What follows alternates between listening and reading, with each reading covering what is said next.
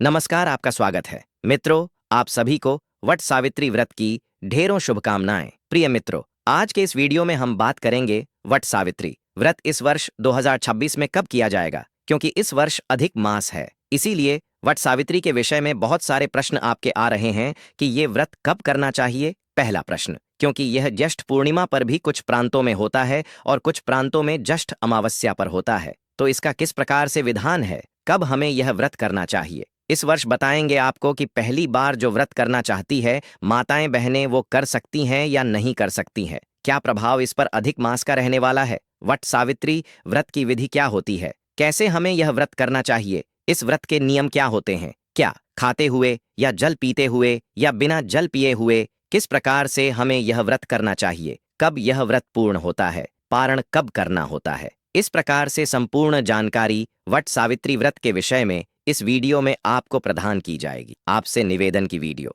यदि थोड़ा सा भी उपयोगी लगे तो एक बार लाइक अवश्य कर दीजिएगा और जितना हो सके शेयर कीजिएगा। कमेंट बॉक्स में अवश्य लिखिएगा ओम सावित्री सहिताय नमः। मान सावित्री के आशीर्वाद से आपका सुहाग दीर्घायु होगा, आपका दाम्पत्य जीवन उत्तम होगा। आइए जानते हैं क्या महिमा है वट सावित्री व्रत की 2 लाइनों में जो स्कंद पुराण में वर्णित है, वहां से मैं शुरू करूंगा और फिर संपूर्ण जानकारी को आगे बढ़ाऊंगा। प्रिय मित्रों, वट सावित्री व्रत यह पति के निमित्त पति की लंबी आयु के लिए किया जाने वाला और दाम्पत्य जीवन के लिए अच्छे दाम्पत्य जीवन के लिए किया जाने वाला पढ़ा ही कल्याणकारी व्रत है। जिस तरह से कुछ प्रांतों में करवा चौथ का व्रत महत्वपूर्ण है, वैसे ही यह वट सावित्री व्रत भी अत्यंत महत्वपूर्ण होता है। इसके विषय शास्त्रों में लिखा है, पुराण में वर्णन आता है। स्कंद पुराण में लिखते हैं, वेद व्यास जी महाराज के सावित्री व्रत नाम सर्व पाप सौभाग्य वर्धनम नित्यम पुत्र पौत्र प्रदायकम। यह जो वट सावित्री व्रत है यह सभी पापों का नाश करता है और आपकी नित्य सौभाग्य को बढ़ाता है, आपकी संतानों को सुरक्षित रखता है, उनको सौभाग्य को जागृत करता है, आपके जीवन में खुशियां लेकर है, आपके दाम्पत्य जीवन को मजबूत बनाता है। यही तो महिमा है। जब माता सावित्री ने सत्यवान के लिए यह व्रत किया था, इसी के पुण्य प्रभाव से इसी दिन तो मां सावित्री यमराज से भिड़ गई थी और अपने पति के प्राण वापस लेकर आई थी। यह ज्वलंत उदाहरण है इसका। इसीलिए इस व्रत को सभी माताओं बहनों को अवश्य करना चाहिए। आशा करता हूं इसके महत्व को आप समझ गए होंगे। कम शब्दों में समझ लिया जाए, बहुत उत्तम है यह। उत्तम पुण्य देने वाला आज के समय में दाम्पत्य जीवन में बड़ी खटपट चलती रहती है, तो वह खटपट दूर होती है। अगर आप मां सावित्री की पूजा करते हैं तो वट वृक्ष की पूजा करते हैं तो आज के इस व्रत को मां वट सावित्री के व्रत को आप अवश्य करें। अब प्रश्न उठेगा, जी कौन कौन कर सकता है। इसको सभी सुहागिन महिलाएं कर सकती हैं और सबको करना चाहिए। जिनकी अभी सगाई हो चुकी है, यह नवविवाहिता हैं, उन सबको भी यह व्रत अवश्य रूप से करना चाहिए। अगला प्रश्न होता है कि यह व्रत किया कब जाता है। प्रिय मित्रों, यह व्रत किया जाता है ज्येष्ठ मास की अमावस्या पर। उत्तर भारतीय व्रत ज्येष्ठ अमावस्या पर किया जाता है। वहीं दक्षिण भारत की बात करें, हम कहें कि गुजरात महाराष्ट्र आदि प्रदेशों की बात करें तो यह ज्येष्ठ मास की पूर्णिमा पर किया जाता है। इस वर्ष यह कब किया जाएगा, क्योंकि अधिक मास है तो इसीलिए ज्येष्ठ में इस बार 2 अमावस्या और 2 पूर्णिमा आने वाली है। तो अधिक पूर्णिमा अधिक अमावस्या पर करना है या शुद्ध ज्येष्ठ की अमावस्या पूर्णिमा पर करना है, इसके विषय में जानकारी मैं आगे प्रदान करूंगा। पहले बता दूं कि यह व्रत किया कैसे जाता है। प्रिय मित्रों, यह है इसको करने की विधि है। निर्जल प्रातः काल उठ के स्नान आदि करें। गंगा जल युक्त जल से आप स्नान करें, बहुत उत्तम है। मां गंगे का स्मरण करते हुए आप स्नान कीजिए। स्नान आदि करके स्वच्छ वस्त्र धारण कीजिए। वस्त्र के विषय में विशेष सवाल आता है कि क्या नए वस्त्र पहनना ही आवश्यक है क्या। देखिए, यह आपकी क्षमता पर है। अगर आप नए वस्त्र ला सकते हैं बहुत उत्तम है, अगर नहीं ला सकते तो कोई बात नहीं, आप पुराने पहने लेकिन स्वच्छ वस्त्र धुले हुए साफ वस्त्र होने चाहिए और उनका रंग जो सुहाग के हो, लाल रंग का हो तो सर्वोत्तम कहा गया है। लाल रंग पहने सुहाग की जितनी भी निशानियां कही गई हैं उन सबको आपको आज धारण करना चाहिए। मंगल सूत्र पहनना चाहिए, मांग में सिंदूर लगाना चाहिए, बिंदी छुटकी आदि सभी पहनने चाहिए। जैसे एक नवविवाहिता का श्रृंगार रहता है, उसी प्रकार से सभी सुहाग की वस्तुओं को पहन के आपको अपना श्रृंगार करना चाहिए। श्रृंगार करने के बाद वट वृक्ष की जड़ों में पूजन किया जाता। अब आप कहेंगे, पंडित जी इसको व्रत को करते कैसे हैं। तो देखिए, सुबह उठने के बाद स्नान आदि से निवृत्त होके तैयार होकर आप पूजा करेंगे। वट वृक्ष की तो संक्षेप में पहले पूजा की विधि जान लेते हैं। फिर मैं बताऊंगा कि इस व्रत को करना कैसे है, इसमें क्या खाना है, क्या नहीं खाना है, जल पीना है कि नहीं पीना है।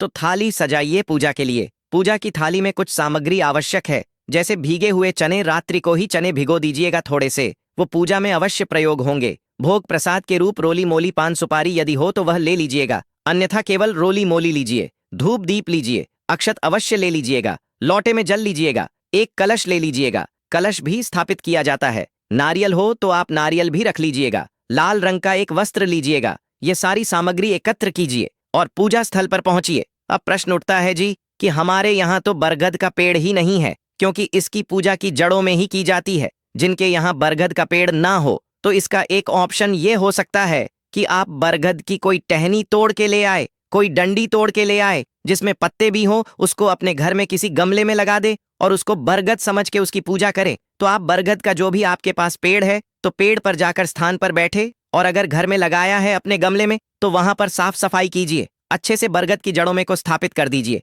कलश के नीचे थोड़े से गेहूं के दाने रख दीजिएगा, या बाजरा है तो बाजरा, अगर चावल है तो थोड़े से चावल रख दीजिए। उसके ऊपर कलश को विराजमान कीजिए, कलश पर पूर्ण पात्र रखिए और उसके ऊपर नारियल को रख दीजिए। अगर लाल वस्त्र लाए हैं तो वह उस पर लपेट दीजिए। इसके बाद आप वट वृक्ष जो है ना, उनको 4 बार जल देंगे। 4 बार जल देने का जो मंत्र है वह मैं आपको बता रहा हूं। जल कैसे देना है? सुबह का समय हो, मन शांत हो और भीतर श्रद्धा का भाव हो, तभी वट सावित्री व्रत का वास्तविक महत्व समझ में आता है। यह केवल एक परंपरा नहीं, बल्कि पति की लंबी आयु, सुखी दाम्पत्य जीवन और परिवार की समृद्धि के लिए किया जाने वाला अत्यंत पवित्र व्रत माना जाता है। इस व्रत में पूजन की हर छोटी से छोटी विधि का अपना अलग महत्व होता है, और यदि श्रद्धा तथा नियम पूर्वक इसे किया जाए तो जीवन में सुख, शांति और सौभाग्य बना रहता है। पूजन आरंभ करने से पहले सबसे आवश्यक है मन को स्थिर करना। फिर भगवान और मां सावित्री का स्मरण करते हुए वट वृक्ष के सामने बैठना चाहिए।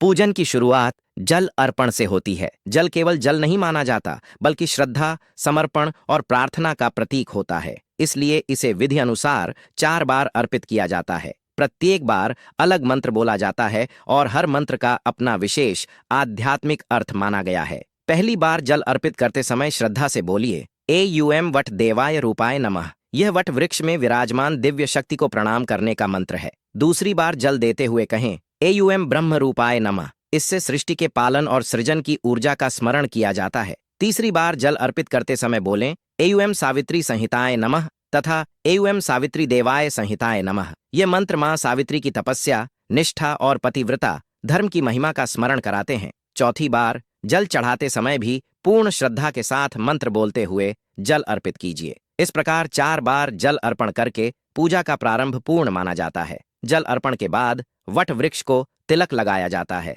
फिर अक्षत अर्पित किए जाते हैं। अक्षत यानी बिना टूटे हुए चावल, जिन्हें पूर्णता और शुभता का प्रतीक माना जाता है। इसके बाद पुष्प अर्पित किए जाते हैं। यदि आपके पास फूलों की माला हो तो वह भी अर्पित कर सकते हैं। इसके बाद धूप और दीप प्रज्वलित किए जाते हैं। धूप से वातावरण पवित्र होता है और दीपक जीवन में प्रकाश, ज्ञान तथा सकारात्मक ऊर्जा का प्रतीक माना जाता है। धूप दीप दिखाते समय मन में यही भावना रखनी चाहिए कि हमारे जीवन से अंधकार दूर हो और घर परिवार में सुख शांति बनी रहे। भोग अर्पित करने की भी विशेष परंपरा है। यदि आपने मिठाई या कोई विशेष प्रसाद तैयार किया है तो उसे श्रद्धा से अर्पित कीजिए। कई स्थानों पर भीगे हुए चने चढ़ाने की परंपरा है, इसलिए यदि कुछ विशेष उपलब्ध न हो तो भीगे हुए चने भी भोग के रूप में अर्पित किए जा सकते हैं। उसके बाद पुनः थोड़ा जल अर्पित किया जाता है। फिर आचमन के रूप में दक्षिणा अर्पित की जाती है। दक्षिणा श्रद्धा का प्रतीक होती है। राशि बड़ी या छोटी होने से अधिक महत्वपूर्ण भावना मानी जाती है।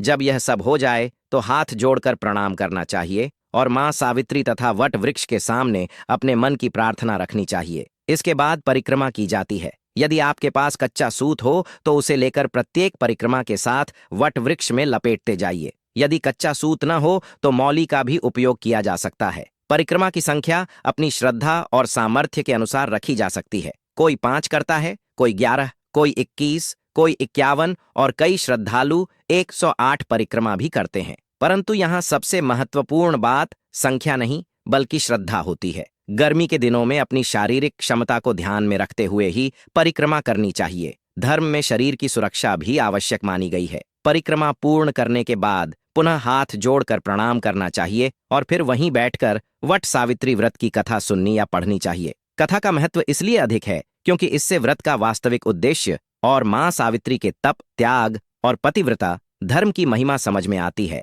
सत्यवान और सावित्री की कथा केवल एक कहानी नहीं, बल्कि दृढ़ संकल्प, प्रेम और अटूट विश्वास का प्रतीक मानी जाती है। कहा जाता है कि मां सावित्री ने अपने तप और बुद्धि से यमराज तक को विवश कर दिया था और अपने पति के प्राण वापस लेकर आई थीं। इसी कारण यह व्रत अखंड सौभाग्य और पति की दीर्घायु का प्रतीक माना जाता है। कथा सुनने के बाद आरती करनी चाहिए। आरती के समय मन में पूरी श्रद्धा और भक्ति का भाव होना चाहिए। जब आरती समाप्त हो जाए तो हाथ जोड़कर अंतिम प्रार्थना की जाती है और फिर पूजा पूर्ण मानी जाती है। यदि आप मंदिर या वट वृक्ष के पास जाकर पूजन कर रहे हैं तो वहां से घर लौट सकते हैं, और यदि घर में ही पूजा कर रहे हैं तो वहीं शांति से बैठकर भगवान का स्मरण करना चाहिए। व्रत में संकल्प का अत्यंत विशेष महत्व बताया गया है। बिना संकल्प के व्रत अधूरा माना जाता है। संकल्प सुबह घर के मंदिर में भी लिया जा सकता है और वट वृक्ष के सामने बैठकर भी। संकल्प लेने के लिए सीधे हाथ में थोड़ा जल, अक्षत, पुष्प और दक्षिणा रखनी चाहिए। दक्षिणा के रूप में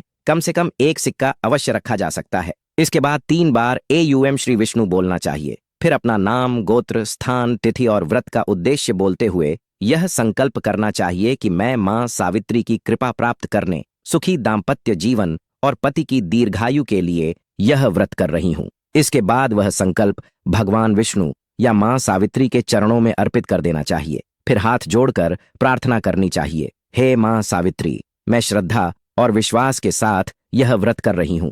मेरे सुहाग की रक्षा करना, मेरे परिवार को सुखी रखना और मेरे वैवाहिक जीवन में प्रेम, सम्मान और मधुरता बनाए रखना। ऐसी सच्ची भावना से की गई प्रार्थना को अत्यंत शुभ माना गया है। अब बात आती है व्रत के नियमों की। यह व्रत कई प्रकार से किया जाता है। कुछ महिलाएं निर्जला व्रत रखती हैं, यानी पूरे दिन बिना जल ग्रहण किए रहती हैं और अगले दिन पारण करती हैं। यदि शरीर में सामर्थ्य हो तो यह व्रत बहुत पुण्यदायक माना जाता है, लेकिन यदि स्वास्थ्य अनुमति न दे तो सजल व्रत भी किया जा सकता है, जिसमें पूजा के बाद जल ग्रहण किया जाता है। कई लोग फलाहार करके भी यह व्रत करते हैं। फल, दूध या हल्के सात्विक आहार का सेवन किया जा सकता है। धर्म में भावना सबसे महत्वपूर्ण मानी गई है, इसलिए अपनी क्षमता के अनुसार नियम अपनाने चाहिए। बहुत लोग यह प्रश्न पूछते हैं कि व्रत में चाय पी जा सकती है या नहीं। यदि कोई निर्जला व्रत कर रहा है तो चाय का सेवन बिल्कुल नहीं करना चाहिए। यदि फलाहार या सजल व्रत है तो कई लोग चाय पी लेते हैं, परंतु शास्त्रों में नशीली या व्यसन वाली वस्तुओं से दूर रहने की बात कही गई है, इसलिए चाय का त्याग करना अधिक उत्तम माना जाता है। व्रत का वास्तविक उद्देश्य केवल भूखे रहना नहीं, बल्कि इंद्रियों पर संयम रखना भी होता है। अधिक मांस को लेकर भी कई लोगों के मन में भ्रम रहता है। जब अधिक मांस आता है तो उसमें नए व्रत प्रारंभ करना या उद्यापन करना शुभ नहीं माना जाता। इसलिए जो महिलाएं पहली बार यह व्रत आरंभ करना चाहती हैं, उन्हें उचित समय देखकर ही शुरुआत करनी चाहिए। हालांकि पूजा, कथा और मां सावित्री का स्मरण कभी भी किया जा सकता है। श्रद्धा और भक्ति पर कोई रोक नहीं होती। वट सावित्री व्रत की तिथि का निर्धारण भी विशेष नियमों के अनुसार किया जाता है। उत्तर भारत में ज्येष्ठ अमावस्या के दिन यह व्रत किया जाता है। जिस दिन सूर्योदय के समय अमावस्या तिथि होती है, वही दिन व्रत के लिए मान्य माना जाता है। दोपहर का समय विशेष महत्वपूर्ण माना जाता है, क्योंकि मान्यता है कि इसी समय मां सावित्री ने यमराज से अपने पति सत्यवान के प्राण वापस प्राप्त किए थे। इसलिए दोपहर के शुभ मुहूर्त में पूजन करना अत्यंत कल्याणकारी माना जाता है। कुछ प्रदेशों में यह व्रत ज्येष्ठ पूर्णिमा को भी किया जाता है। वहीं कुछ स्थानों पर यह व्रत 3 दिनों तक चलता है। हर क्षेत्र की अपनी परंपरा और मान्यता होती है, परंतु सभी का उद्देश्य एक ही होता है, अखंड सौभाग्य, परिवार की रक्षा और सुख समृद्धि की कामना। इस व्रत का सबसे सुंदर पक्ष यह है कि यह केवल एक धार्मिक परंपरा नहीं, बल्कि रिश्तों की गहराई को भी दर्शाता है। मां सावित्री की कथा यह सिखाती है कि प्रेम में शक्ति होती है, निष्ठा में सामर्थ्य होता है और सच्ची भावना से असंभव भी संभव हो सकता है। वटवृक्ष की जड़ें जितनी गहरी होती हैं, उसी प्रकार यह व्रत दाम्पत्य जीवन को मजबूत बनाने का प्रतीक माना गया है। जब कोई स्त्री श्रद्धा से वटवृक्ष की परिक्रमा करती है, धागा लपेटती है और मां सावित्री का स्मरण करती है, तब वह केवल एक पूजा नहीं कर रही होती, बल्कि अपने परिवार की खुशियों, पति की लंबी आयु और आने वाले जीवन के सुख की कामना कर रही होती है। यही कारण है कि यह व्रत सदियों से भारतीय संस्कृति में विशेष स्थान रखता है। पूजा के अंत में भगवान का धन्यवाद करना चाहिए कि उन्होंने हमें यह अवसर दिया। फिर प्रसाद ग्रहण करना चाहिए और घर के सभी सदस्यों को भी प्रसाद बांटना चाहिए। ऐसा माना जाता है कि श्रद्धा और नियम से किया गया यह व्रत परिवार में सुख, शांति और सौभाग्य लेकर आता है। मां सावित्री की कृपा से वैवाहिक जीवन में प्रेम बना रहता है और जीवन की कठिनाइयों का सामना करने की शक्ति प्राप्त होती है।